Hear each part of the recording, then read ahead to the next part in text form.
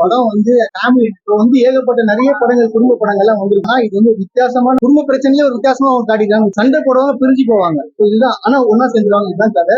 படம் different move பண்ணிருக்காங்க. Vijay Sethupathi sir சூப்பரா பண்ணிருக்காரு. அதே போல வந்து நித்யா மேனன் ரெண்டு பேரும் வந்து போட்டி போட்டு நடிச்சிருக்காங்க. செம்ம கேரக்டர் கொடுத்துருக்காங்க ரெண்டு பேருக்கும். அதே போல பாத்தீங்கன்னா யோகி பாபு சாரோட காமெடி பார்த்தா நல்லா ஒர்க் அவுட் ஆயிருக்கு. ரொம்ப நாளுக்கு அப்புறம் சிரிக்க வச்சிருக்காரு. அதனால சரியா பண்ணல, இது வந்து சாவ வச்சிருந்தாப்புல இப்பதான் நல்லா பண்ணிருக்காரு. சந்தோஷ் நாராயணன் மியூசிக் பாத்தீங்கன்னா எல்லாம் ஒரு இதான் ஃபர்ஸ்ட் டைம் நீங்க ஃபேமிலி டிராமா பண்றது. அதுவும் சூப்பரா பண்ணிருக்காரு. ஒரு கிட்ட நிறைய பாட்டு வந்துட்டு இருக்கு. பட் ஆனா உங்களுக்கு போர் அடிக்காம தியேட்டர்ல உட்கார வைக்கிறாங்க. பாண்டிராஜ் சார் வந்து ஒரு மிகப்பெரிய ஒரு கம்பேக் கொடுத்திருக்காரு. ஃபேமிலியோட எல்லாரும் வந்து தாராளமா பார்க்கலாம். இல்லங்க ஒன் டைம் வாட்சபிள் தான். பெருசா சொல்ற அளவுக்கு ஓவன்லாம் ஒண்ணுமே கிடையாது. ஒரு family drama, husband and wife பிரச்சனை.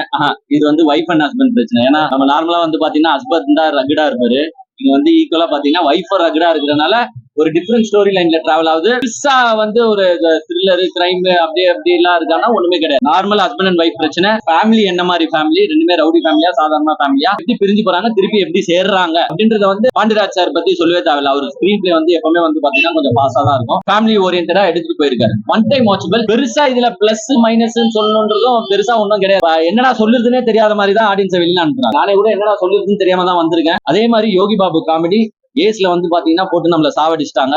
இதே காம்போ தான் இந்த படத்துல வந்து இந்த காம்போ ஒர்க் அவுட் ஆகி ஒரு யதார்த்தமா இருக்கு. தனியா போட்டு அது காமெடி ட்ராக்ஸ் எடுத்துட்டு போகாம இடத்துல மிக்சிங் பண்ணி எடுத்துட்டு வரனால நல்லா உங்களுக்கு வந்து ஒரு ஃபேமிலியா குடும்பம் குழந்தை குட்டியோட எல்லாருமே வந்து பாக்கணும்னா இப்பெல்லாம் வந்து பாத்தீங்கன்னா பாதி படம் இந்த குழந்தை குட்டியை தூக்கின்னு வரணும். ஏன்னா அவ்வளவு வல்கரா எடுத்துறாங்க. ஒண்ணு வெட்டுறானும் குத்துறானும், இல்ல யாருன்னா யாரோடனா ஓடி போறாங்க, இல்ல இவங்க அவங்கள வச்சுக்கிறாங்க, அவங்க இவங்கள வச்சுக்கிறாங்க. வச்சுக்கிற கதையாவே தான் வருது. குழந்தைய கடைசி வரைக்கும் அந்த மொட்டை அடிக்காம விட்டாங்க. அது ரொம்ப வருத்தமா இருக்கு. பாதி மாடியோட தான் இருக்கு குழந்தை. கடைசியில அடிச்சிட்டாங்க. அப்ப வந்து இவங்க வெளில போயிட்டாங்க. கடைசியில அடிச்சிடுறாங்க. பெருசா ஒண்ணு நம்ம எக்ஸ்பெக்டும் பண்ணி வரலங்க. இந்த படம் வந்து அப்படியே தாஜ் கூட்டு தஞ்சாவூர் மாதிரி இருக்கும்ல எக்ஸ்பெக்ட் பண்ணி வரல. உண்மையான ஹஸ்பண்ட் அண்ட் ஒய்ஃப் கூட அப்படி சண்டை போட மாட்டாங்க. அவங்க நல்லா போட்டுருக்காங்க. உங்களுக்கு தமிழ்ல வந்து அந்த ரகுட் கேர்ள் கேரக்டர் யாருன்னா மேப் ஆவாங்கன்னா கொஞ்சம் கஷ்டம். நித்யா மேனன் தான் வந்து அதுக்கு செட் ஆவாங்க.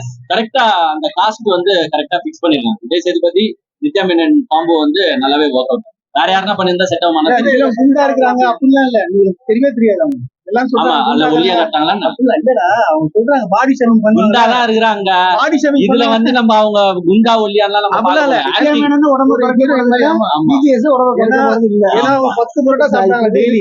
குறைச்சாலும் நல்லா இருக்க மாட்டேங்குது. அவங்க ஒரு இன்டர்வியூல சொன்னாங்க 10 புரோட்டா சாப்பிட்டாங்க. ஓகே, நல்லா இருக்கு. One time watchable. எல்லாரும் வந்து பாருங்க. இட்ஸ் மஸ்ட் வாட்ச் மூவி ஃபேமிலியோட.